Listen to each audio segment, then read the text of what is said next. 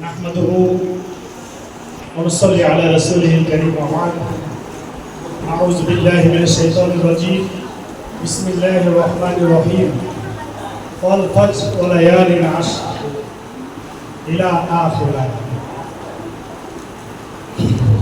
আজকে এই মহতী অনুষ্ঠান তাহির মুসলিম আলী মাদ্রাসা 2025 সনের আলিম পরীক্ষার্থীদের বিদায়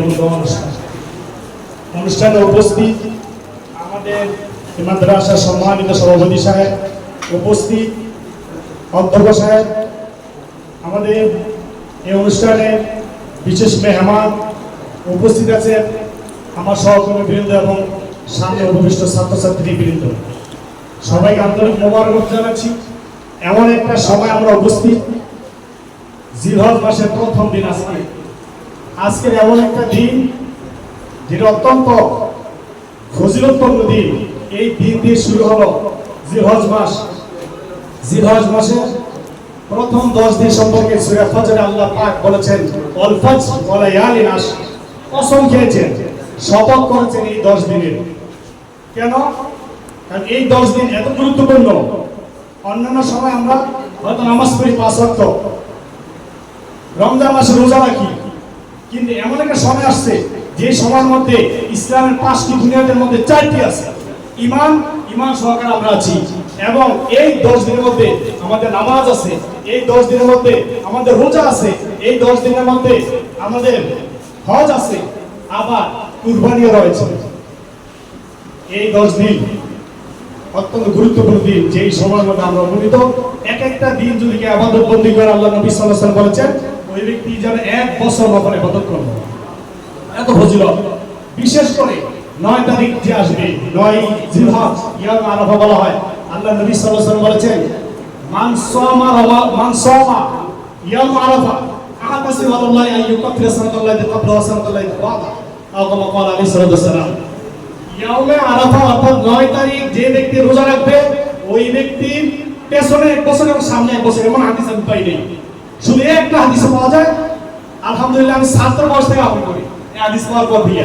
যে ব্যক্তি ইয়ামে আরাফা একদিন রোজা রাখবে, তার পেছনে 1 বছর গুনাহ, সামনের 1 বছর গুনাহ আল্লাহ তাআলা মাফ করে দিবেন। সুবহানাল্লাহ। এমন একটা সময় সামনে আসতেছে, ইনশাআল্লাহ এই আলোচনা করলে অনেক সময় ব্যাপার হয়ে যাব না। এই রোজা দ্বারা আমার যেমন আখিরাতের উপকার, এই রোজা দ্বারা শারীরিক উপকার। পরের দিন কুরবানি, আমরা ঈদে অনেক কিছু খাওয়াবো, এই খাওয়াবো, এগুলিতে আমাদের কোনো ডাইজেস্টের সমস্যা হবে না, পেটের কোনো সমস্যা হবে না। রোজার কারণে তার যে ওই ঈদের পরের দিন যা খাবে সব তার হজম। তাইলে এই রোজা অত্যন্ত উপকার। আমরা চেষ্টা করবো এই রোজাগুলো রাখতে। আর সবাই মনে করে যে আইয়ামে তাশরিক শুধু তাকবীর করতে হবে। আমার কথাগুলি যদি একটু মনে হচ্ছে অপ্রাসঙ্গিক নয়, এগুলি দরকার। আমরা তোমাদেরকে এইভাবে পাইনি একসাথে, এই জন্য এইভাবে এই আলোচনাগুলি তুলে ধরা দরকার। আমি যেটা বলতে চাচ্ছিলাম যে আমরা এই যে সময়গুলি কাটাচ্ছি, এই সময়ের মধ্যে আমরা কিভাবে আমল করবো। আজকে থেকে আমল শুরু, কালকে 4 তারিখের পর থেকে আমল শুরু। অনেকে মনে করে ইয়ামে তাশরিকে শুধু তাকবীরগুলি বলবো, আল্লাহু আকবার, আল্লাহু আকবার, লা ইলাহা ইল্লাল্লাহ, আল্লাহু আকবার, আল্লাহু আকবার, লিল্লাহিল হামদ। না, শুধু ওই সময় না, আইয়ামে তাশরিকে তাকবীর বলা ওয়াজিব, 5 ওয়াক্ত নামাজের পরে তাকবীর বলা ওয়াজিব। কিন্তু এই জিলহজ মাসের 4 দেখা থেকে নিয়ে শুরু করে এরপরে 10 দিন আমাদের সব সময়, শুধু নামাজ নয়, সব সময় চলাফেরা, ওঠা বসা, বাজারঘাট, রাস্তাঘাটে সব সময় আমাদের এই তাকবীরটা বলা সুন্নাত। এটা সুন্নতে সাহাবা। অথবা আমরা প্রত্যেকে আমরা করব, আল্লাহু আকবার, আল্লাহু আকবার, লা ইলাহা ইল্লাল্লাহ, আল্লাহু আকবার, আল্লাহু আকবার, ওয়ালিল্লাহিল হামদ।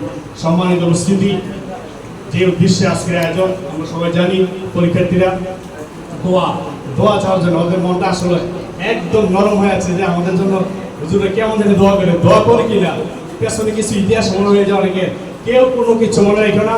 আমরা তোমাদের পড়ালেখা করে দেখি, তোমাদের সাথে অনেক সময় রাত ব্যবহার করছে। রাত ব্যবহার বলবো না, এটা শাসন করতে হয়। যাদেরকে ভালোবাসে তাদেরকে শাসন করে, যাদেরকে পছন্দ করে না তাদেরকে ছেড়ে দেয়, দরকার নেই। কিন্তু শাসন যাদেরকে করেছে মনে রাখবা তাদেরকে ভালোবাসি।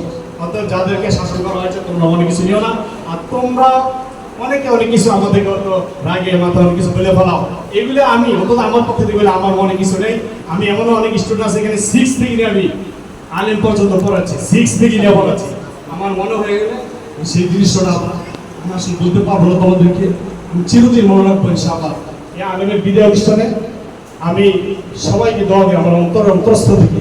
তোমাদেরকে হয়তো আর এইভাবে দেখবো না, তোমরা যোগাযোগ রেখে আমাদের সাথে একটা কিছু জানতে চাইও, অনেক কিছু জানার আছে, শিখার আছে, শিখার শেষ নেই। কিন্তু তোমাদের যদি অনেকে কর্মস্থল ঢুকে যাবে, কেউ হয়তো পিএইচডি হয়ে যাবে, তারপরও সংসার জীবনে অনেক কিছু জানার আছে, তোমরা ইনশাআল্লাহ জানতে চাইবো। ইনশাআল্লাহ আমরা সবসময় জানার জন্য, জানিয়ে দেওয়ার জন্য প্রস্তুত আছি। আমার তরফ থেকে আন্তরিক তোমাদেরকে দোয়া জানাচ্ছি, তোমরাও আমাদের জন্য দোয়া করবে। আল্লাহ হাফেজ। আসসালামু আলাইকুম ওয়া রাহমাতুল্লাহ।